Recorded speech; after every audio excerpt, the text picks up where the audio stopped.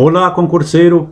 Esta é uma questão de nível médio da Fundação Carlos Chagas, do ano de 2022, para o cargo de agente administrativo. Pare o vídeo e tente resolver a questão. Depois continue assistindo. Verifique seu emprego de voz passiva no seguinte trecho. Então é importante salientar o seguinte, que aqui eu me proponho a dar umas dicas para você resolver a questão e para que você veja o que é necessário para você fixar mais o conteúdo, ou seja, voltar lá no conteúdo que você estudou para a prova e dar mais uma repassada e ver aqueles detalhes importantes para você resolver a questão e não perder uma questão tão fácil. Então aqui é voz passiva. Voz passiva é sempre bom lembrar que voz passiva em relação ao verbo. É o verbo na voz passiva. Então aqui, quando você estuda o conteúdo lá, você sempre fixa o seguinte. É normal isso aí. Para identificar nas frases. É um verbo no particípio junto com um verbo auxiliar. Geralmente o verbo ser, né? Apesar que pode ser usado o verbo estar, também o verbo ficar. Mas normalmente quase sempre é o verbo ser que é utilizado como auxiliar e um outro verbo no particípio.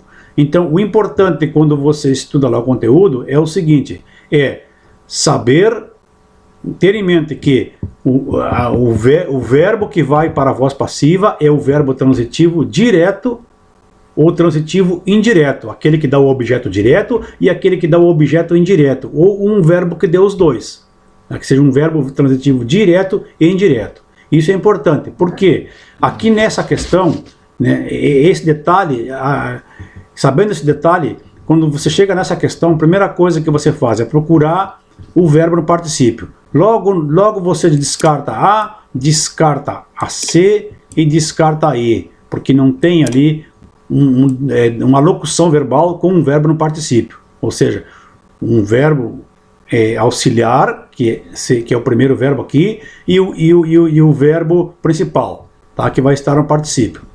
Então você procura isso quando você trata de voz passiva para resolver a questão. Então aqui, retirando o A, o C e o E, você fica só com a B e... Vou circular aqui a B e a D. Bem, mas você, supondo-se que você não estudou bem o conteúdo, qual é o detalhe que falta para você definir e não perder essa questão? Você está na dúvida se é o B ou o D. Porque aparentemente tem dois verbos no particípio aqui. Só que tem um detalhe aqui que você deve se ater lá quando estuda o conteúdo. Tá? Aqui nós temos um verbo ir. Tá? E o verbo ir é um verbo intransitivo. É um verbo que não pede objeto direto e nem pede objeto indireto. Né? Verbo ir não.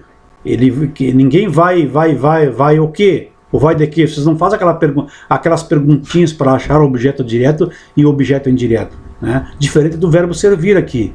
Então, o fulano vai servir. Vai servir o quê, hein? A janta? O almoço?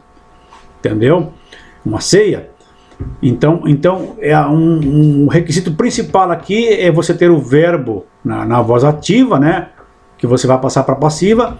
É um verbo transitivo direto ou transitivo direto e indireto. Então isso é importante. Então aqui, observando, já dá para ver que eu tenho um verbo intransitivo, que não me pede nenhum dos objetos, não exige complemento verbal, por isso é intransitivo, e logo então a resposta da questão é a D, né? Claramente a D.